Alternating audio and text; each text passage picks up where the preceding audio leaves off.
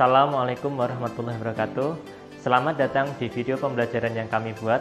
Perkenalkan, nama saya Ahmad Fasyastawa. Saya dari unit kerja jurusan Teknik Elektro Universitas Negeri Semarang. Program studi dari Program Studi Pendidikan Teknik Informatika. Dalam kesempatan kali ini, video pembelajaran yang saya akan bawakan adalah tentang notasi penulisan algoritma. Namun sebelum kita masuk ke dalam notasi penulisan tersebut, kita akan berbicara tentang algoritma terlebih dahulu. Apa itu algoritma? Algoritma merupakan hal yang utama dan pertama yang harus diketahui oleh para programmer ataupun orang yang ingin membuat program. Mengapa harus diketahui? Karena algoritma merupakan cara berpikir bagaimana menyelesaikan suatu masalah yang akan kemudian kita implementasikan menggunakan bahasa pemrograman. Namun dalam penulisan algoritma tersebut, banyak orang memiliki cara sendiri dan unik. Masing-masing memiliki cara yang mereka sukai. Nah, sebenarnya tidak ada kata-kata algoritma yang baku, bagaimana harus menulisnya. Tetapi ada syarat yang patut kita lihat, bahwasanya dalam menulis algoritma itu harus bisa dibaca dan mudah dipahami oleh orang yang membacanya. Nah, diperlukan suatu konsistensi atau suatu bentuk kesamaan terhadap satu orang dengan yang lain dalam membaca algoritma tersebut. Makanya ada suatu simbol atau suatu tata cara penulisan yang bisa kita coba terapkan. 3 diantaranya, yang pertama adalah dengan menggunakan kalimat deskriptif. Nanti untuk penjelasannya kita akan jelaskan di session berikutnya. Nah, yang kedua menggunakan flowchart dan yang ketiga menggunakan pseudocode. Oke, kita lanjut untuk tahapan berikutnya. Notasi penulisan algoritma dengan menggunakan kalimat deskriptif sering juga disebut dengan penulisan dengan bahasa alami. Kenapa disebut bahasa alami? Karena ini menggunakan kalimat deskriptif. Dilakukan dengan cara menuliskan instruksi-instruksi yang harus dilaksanakan dengan bentuk untaian kalimat deskriptif dengan menggunakan bahasa yang jelas. Dasar dari notasi penulisan deskriptif ini adalah bahasa Inggris, namun tidak menutup kemungkinan kita bisa memodifikasi dengan menggunakan bahasa Indonesia.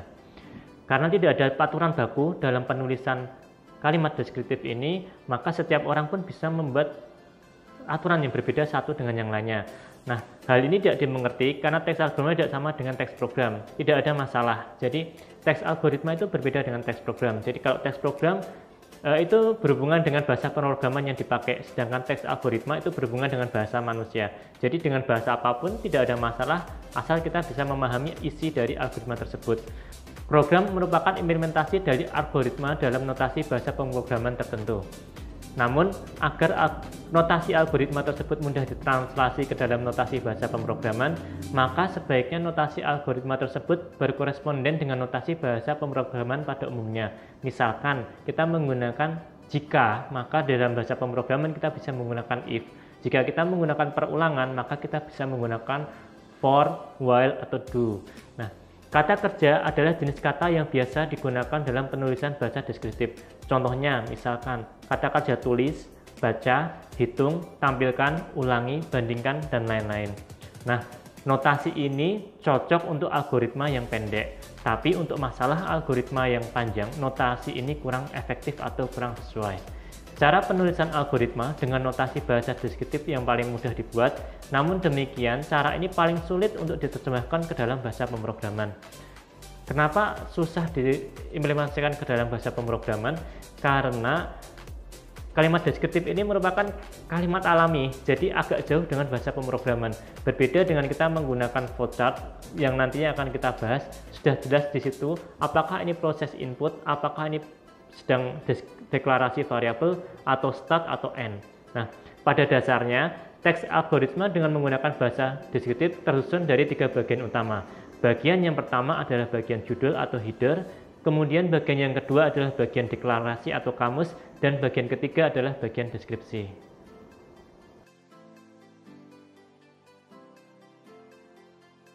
Kita masuk pada bagian yang pertama adalah bagian judul.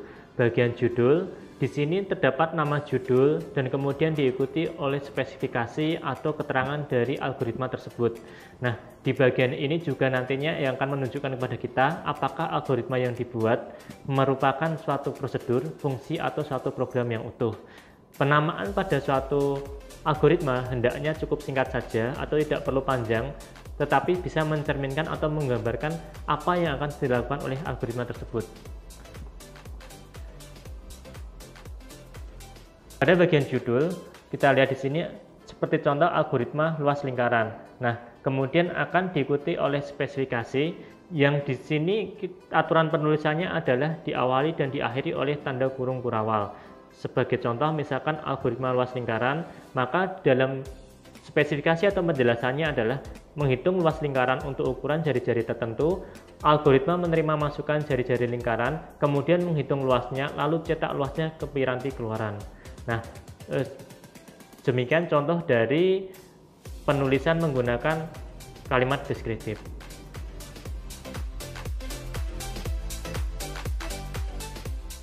Pada bagian kedua merupakan bagian deklarasi.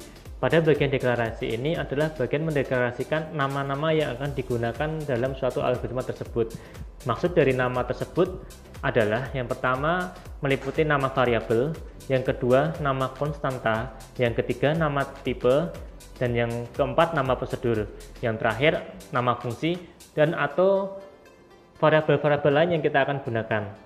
Nah, hendaknya dalam mendeklarasikan suatu variabel ataupun konstanta atau tipe dan yang lainnya, hendaknya kita mendeskripsikan atau mendeklarasikan dengan cara mengelompokkan dengan sejenisnya, misalkan konstanta dengan konstanta, kemudian variabel dengan variabel.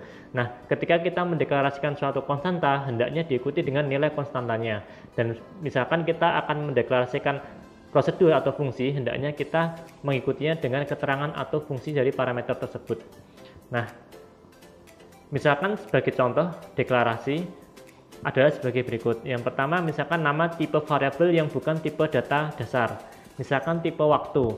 Tipe waktu memiliki beberapa parameter. Yang pertama HH, kemudian MM, SS, yang di situ tertulis tipenya integer.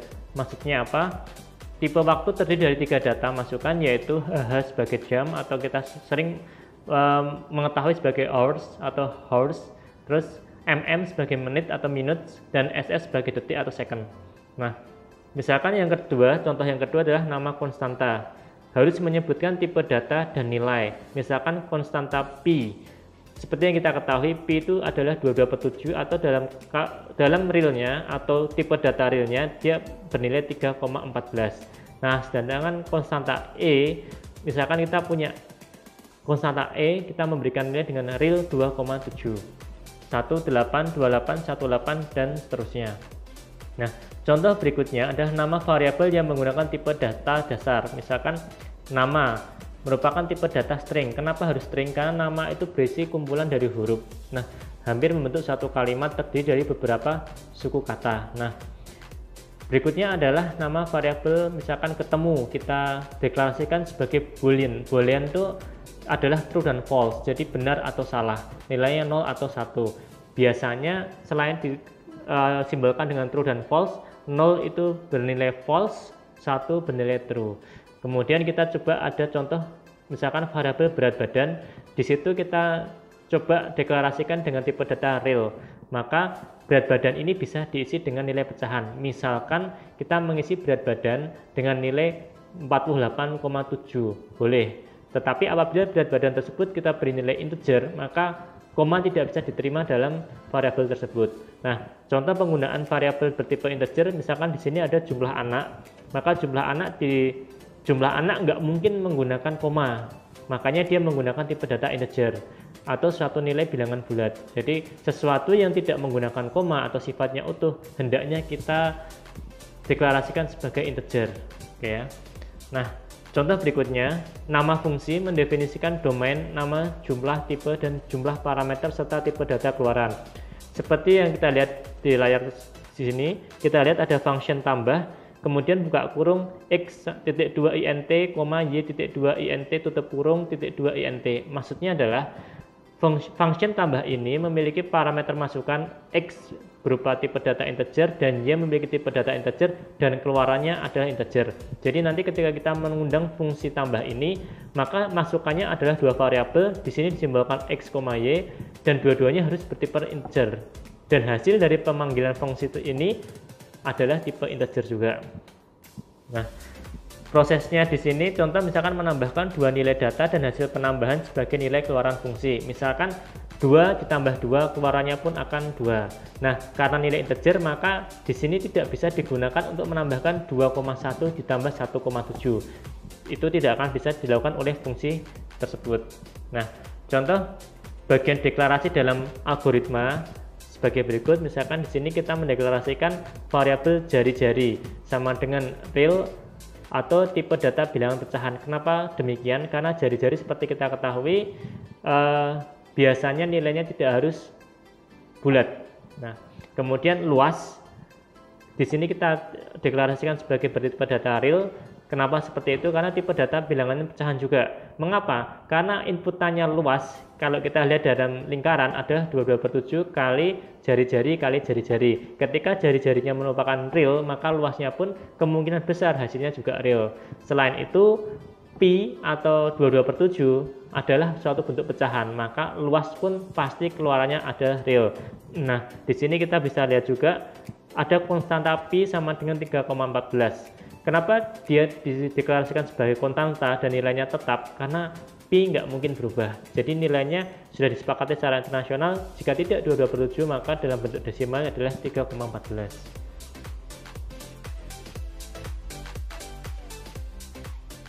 Pada bagian ketiga merupakan bagian deskripsi. Pada bagian ini merupakan bagian yang paling penting dalam suatu algoritma. Kenapa demikian?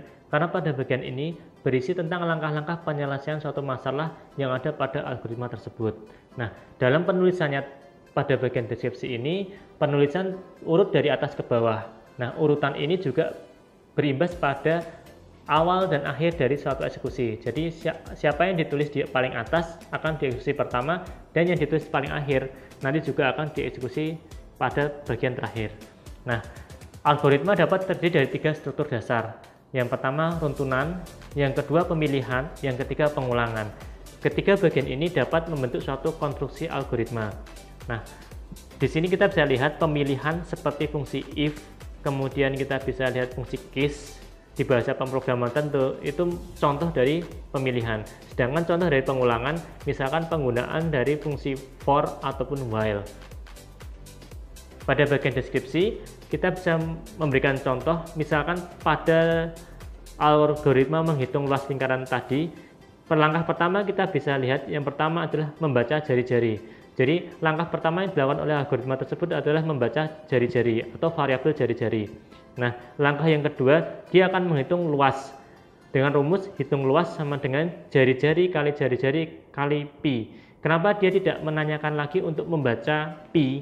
Karena pi dideklarasikan sebagai konstanta. Berbeda dengan variabel. Jika konstanta, maka nilainya akan diisi ketika dia dideklarasikan. Jadi hampir dikatakan tidak pernah berubah. Sedangkan variabel, sebagai contoh pada kasus ini adalah jari-jari, bisa jadi jari-jari tersebut diisi dengan nilai yang berbeda ketika algoritma ini dieksekusi. Nah, pada tahapan yang ketiga kemudian tampilkan luas ke layar monitor, dan pada tahap yang keempat maka program selesai. Oke. Nah, contoh dari keseluruhan 3 langkah yang kita lakukan tadi, dari judul algoritma, kemudian deklarasi algoritma, dan yang terakhir deskripsi algoritma, kita bisa lihat dalam layar berikut. Nah, kita bisa lihat di sini. Pertama kita akan mendeklarasikan nama dari algoritma tersebut, yaitu algoritma luas lingkaran.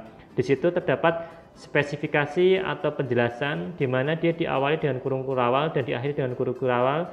Menghitung luas lingkaran untuk ukuran jari-jari tertentu. Algoritma menerima masukan jari-jari lingkaran, menghitung luasnya, lalu cetak luasnya ke piranti keluaran. Dengan membaca penjelasan dari algoritma luas lingkaran ini, kita akan tahu algoritma ini akan mengerjakan apa. Nah, kita lihat bagian kedua adalah deklarasi. Jari-jari sama dengan real atau tipe data bilangan pecahan, dan luas sama dengan real, tipe data bilangan pecahan juga. Sedangkan pi sama dengan 3,14. Ini merupakan deklarasi konstanta, variabel atau fungsi, bahkan prosedur yang akan digunakan dalam algoritma ini. Pada kasus ini yang digunakan hanya 2, yaitu variabel dan konstanta, di mana variabel meliputi jari-jari dan luas, dengan konstanta merupakan pi bernilai 3,14. Nah, deskripsi adalah langkah-langkah yang dilakukan tadi. Yang pertama akan membaca variabel jari-jari, kemudian menghitung luasnya dengan mengalihkan pi dikalikan jari-jari dikalikan jari-jari. Dan yang ketiga, algoritma akan menampilkan luas ke layar monitor, dan langkah terakhir adalah selesai.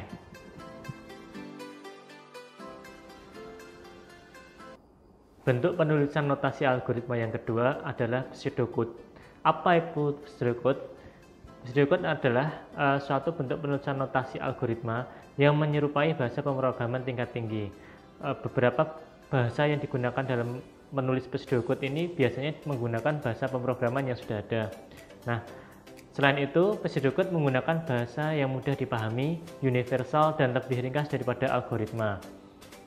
Bisa kita lihat bahwasanya kalau algoritma itu kita banyak bahasa yang digunakan terlalu berlebihan. Misalkan kalimat membuat, kemudian kita akan mengkombinasikan dengan kalimat merekam variabel dan sebagainya. Sedangkan jika kita menggunakan bahasa yang mudah dipahami dan lebih ringkas dari algoritma, contohnya misalkan dalam merekam suatu variabel kita cukup menggunakan tanda sama dengan. Nah, kemudian pseudocode juga menggunakan cuplikan bahasa pemrograman yang masih bisa dipahami oleh manusia. Seperti contoh misalkan kita menggunakan bahasa for, kemudian while, dan sebagainya. Nah, pseudocode juga tidak ada standar resmi. Jadi pseudocode tidak ada standar resmi harus menggunakan bentuk bahasa pemrograman siapa, dan tidak ada standar resmi menggunakan kalimat seperti apa. Nah, tetapi pseudocode lebih banyak menggunakan cuplikan-cuplikan dari bahasa pemrograman yang sering digunakan dan masih bisa dipahami oleh manusia. Nah, contoh kita disarankan menggunakan if jika kita akan melakukan suatu algoritma di mana itu merupakan suatu pengkondisian ya dan tidak. Kemudian then gabungan dari if, yaitu setelah lolos dari seleksi yang pertama maka akan dilakukan eksekusi perintah yang berikutnya. Bisa juga else, kemudian while untuk perulangan, do dan repeat juga digunakan untuk perulangan. Nah, terkadang ditulis berdasarkan style pemrograman bahasa tertentu. Misalkan kita menggunakan bahasa pemrograman Pascal atau C, biasanya menggunakan kalimat if, kemudian while dan sebagainya. Nah, keuntungan dari pseudocode ini kemudahan mentranslasi ke notasi bahasa pemrograman karena terdapat korespondensi antara setiap pseudocode dengan notasi bahasa pemrograman.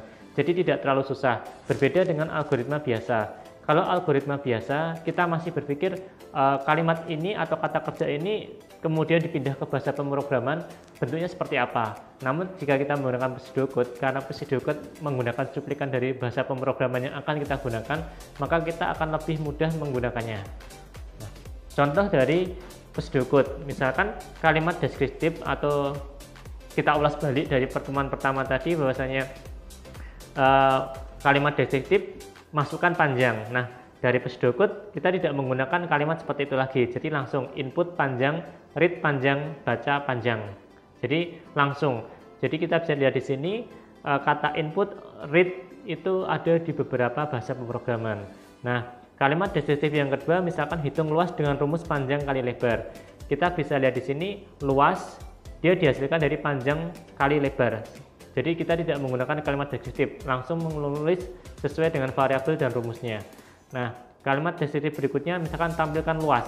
Maka dalam pseudocode kita bisa menuliskan output luas, print luas, write luas. Nah, kalimat deskriptif berikutnya jika sudah selesai kemudian cetak luas. Maka pada pseudocode terjemahnya adalah if kondisi selesai sama dengan true atau selesai tercapai, then print luas. Kemudian print luas. Jadi if kondisi selesai sama dengan true, then print luas. Itu lebih mudah dipahami ketika kita akan mewujudkan atau mengimplementasikan dalam satu bahasa pemrograman. Nah, nilai B ditambah 5. Sedangkan dalam pseudocode B plus 5. Nah, dari contoh-contoh berikutnya, misalkan pada kalimat deskriptif berikutnya, kita bisa lihat contoh pseudocode-nya juga. Oke, bisa kita lihat dalam contoh slideshow berikut. Nah, struktur penulisan pseudocode. Struktur penulisan pseudocode hampir sama dengan penulisan kalimat deskriptif. Nah, yang pertama ditulis judul atau header-nya. Seperti tadi, sebagai informasi algoritma ini atau pseudocode ini akan ngapain. Kemudian deklarasi atau kamus mendeklarasikan variabel-variabel yang akan dipakai. Dan langkah terakhir ada deskripsi atau langkah-langkahnya. Bedanya dengan kalimat deskriptif, kalau kalimat deskriptif masih menggunakan bahasa manusia, sedangkan kalau pseudocode dia lebih banyak menggunakan bahasa pemrograman. Contohnya adalah sebagai berikut. Nah, kita lihat di sini pada poin pertama algoritma menentukan bilangan maksimum. Nah, kemudian penjelasannya dibaca 3 buah bilangan dari piranti masukan, carilah bilangan bulat maksimum di antara ketiga bilangan tersebut. Deklarasinya build 1, build 2, build 3 adalah integer atau bilangan yang dicari maksimumnya. Kemudian variabel kedua max adalah integer atau variabel bantu. Nah, deskripsinya kita lihat di sini bisa dibedakan dengan penulisan kalimat deskriptif. Yang pertama langsung dia menuliskan perintah read buka kurung build 1 build 2. Jadi di sini maksudnya adalah membaca variabel bilangan 1 dan bilangan 2. Langkah yang kedua, jika bilangan 1 lebih besar atau sama dengan bilangan kedua, maka bilangan 1 adalah maksimal. Else bilangan 2 sama dengan max. Jika tidak, maka bilangan 2 adalah yang maksimal. Kemudian baca bilangan ketiga. Jika bilangan ketiga lebih besar dari max, maka bilangan 3 tadi merupakan bilangan maksimum. Nah, jika tetap ditemukan maka breadth maksimalnya. Nah, demikian contoh dari penggunaan pseudocode.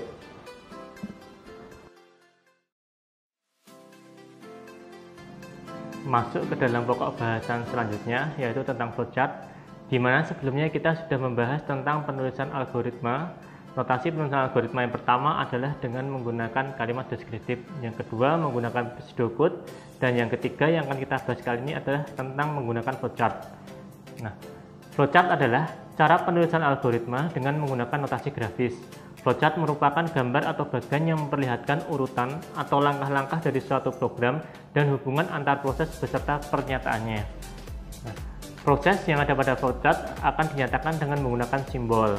Nah, kemudian antara proses satu dengan yang lainnya terdapat namanya alur proses yang disimbolkan dengan suatu garis penghubung.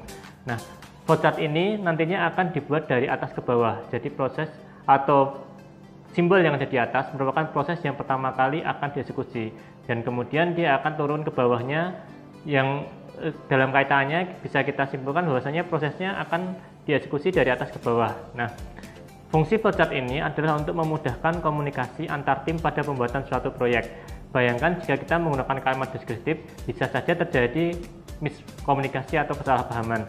Nah, selain itu flowchart memudahkan dalam analisis pertahapan dalam segmen yang lebih kecil. Jadi ketika terjadi suatu permasalahan dalam suatu pembuatan program, kita bisa menganalisis dari bagan flowchart yang kita buat. Dari situ kita bisa melihat proses apa yang sebenarnya perlu diperbaiki lagi. Jenis flowchart ada beberapa. Yang pertama adalah flowchart system atau sistem flowchart. Flowchart system ini menggambarkan flowchart alur bekerjanya suatu sistem. Jadi dia masih dalam kondisi koridor umum, belum memasuki proses yang khusus. Nah, yang kedua adalah flowchart paperwork atau flowchart dokumen atau dokumen flowchart. Nah, yang ketiga adalah flowchart skematik atau skematik flowchart. Yang keempat, flowchart program atau program flowchart, dan yang terakhir adalah flowchart proses atau proses flowchart. Nah, di sini kita akan membahas tentang simbol flowchart. Simbol flowchart yang biasa dipakai adalah simbol-simbol flowchart standar yang dikeluarkan oleh ANSI dan ISO. Simbol flowchart sebagai berikut. Yang pertama, kita bisa lihat di sini ada flow direction symbol, atau di sini simbol yang digunakan untuk menghubungkan antara simbol yang satu dengan simbol yang lain. Jadi antara simbol satu dengan yang lainnya akan dihubungkan dengan line direction ini. Nah, kemudian ada simbol terminator yang intinya akhir dan berhentinya suatu program. Jadi kalau kita secara default membuat suatu algoritma pada suatu program, secara default harusnya ada dua terminator, yaitu start dan end atau awalan dan akhiran. Berikutnya ada simbol tentang konektor simbol atau menghubungkan antara satu dengan yang lainnya. Nah, di sini ada processing simbol atau berbentuk persegi panjang. Jika kita akan mengeksekusi suatu proses, maka simbol yang digunakan adalah persegi panjang ini. Terus ada simbol manual, kemudian simbol decision atau percabangan, kemudian simbol input output. Di sini biasanya berisi tentang apa yang akan ditampilkan dan apa yang akan diproses. Jadi bahannya seperti apa. Nah, ada simbol manual input juga, kemudian ada simbol preparation dan sebagainya. Dari semua simbol ini biasanya yang paling digunakan jelas yang pertama adalah terminator simbol. Ini harus ada. Yang kedua adalah processing simbol atau yang berbentuk persegi 4. Karena dalam suatu algoritma atau program pasti membutuhkan suatu proses. Nah, jika kita memasuki dalam suatu algoritma yang lebih kompleks, simbol decision ini sering sekali digunakan karena ini berhubungan dengan seleksi atau pemilihan satu kondisi. Yang terakhir adalah simbol input output. Pasti dalam suatu membuat flowchart, algoritma ataupun program, kita akan membutuhkan suatu input dan output. Contoh flowchart. Di sini seperti kasus yang kemarin, kita membuat algoritma dengan menggunakan kalimat deskriptif, kemudian kita membuat algoritma dengan menggunakan pseudocode. Nah, yang sekarang kita akan coba menerapkan dengan flowchart. Maka bisa kita lihat di sini dua simbol terminator yang di awal dan di akhir adalah start dan finish. Nah, kemudian di sini ada simbol untuk mendeklarasikan suatu konstanta pi sama dengan 3,14. Nah, deklarasi bisa menggunakan simbol seperti ini atau kita bisa lihat di sini ada simbol yang lain. Nah, misalkan di sini simbol output. Pada umumnya menggunakan simbol ini. Karena di sini kita akan menggunakan konstanta, maka kita akan menggunakan simbol yang lebih tepat untuk konstanta tersebut. Nah, di sini inputkan radius, memulakan proses input. Nah, di sini ada simbol proses segi 4, yaitu untuk menghitung luas dengan rumus pi kali radius. Nah, kemudian di sini ada simbol output, yaitu untuk cetak luas, dan di sini ada simbol terminator akhir untuk finish atau selesai. Nah, pada tabel berikut kita akan lihat perbandingannya. Di sini kita bisa lihat ketika kita menuliskan kalimat deskriptif, kita akan melihat seperti ini judulnya terlebih dahulu. Kemudian di sini kita akan melihat ada spesifikasi atau penjelasannya. Di pseudocode hampir sama, judul kemudian diikuti dengan hal-hal yang akan digunakan di dalam algoritma tersebut. Sedangkan di flowchart dia langsung menggunakan simbol dari start, langsung kemudian dia tanpa ada penjelasan. Nah, pada bagian deklarasi pada kalimat deskriptif dijelaskan satu persatu seperti ini. Misalkan jari-jari bertipe real atau tipe data bilangan pecahan, luas real tipe data bilangan pecahan, pi 3,14 dan sebagainya. Pada pseudocode lebih ringkas lagi karena dia menggunakan bahasa pemrograman. Misalkan di sini radius, luas sama titik 2 sama atau sama dengan double, kemudian pi sama dengan 3,14 dan sebagainya.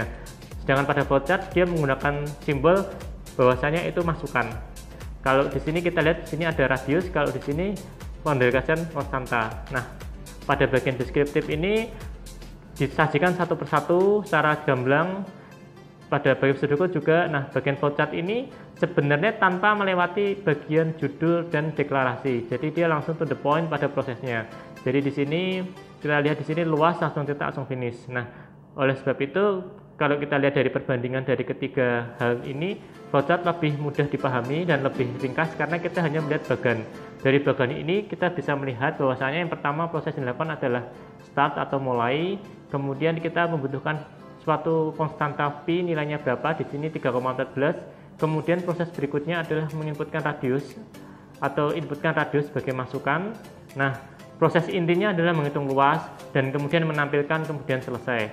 Maka flowchart bisa kita simpulkan lebih sederhana daripada kita menggunakan kalimat deskriptif dan pseudocode.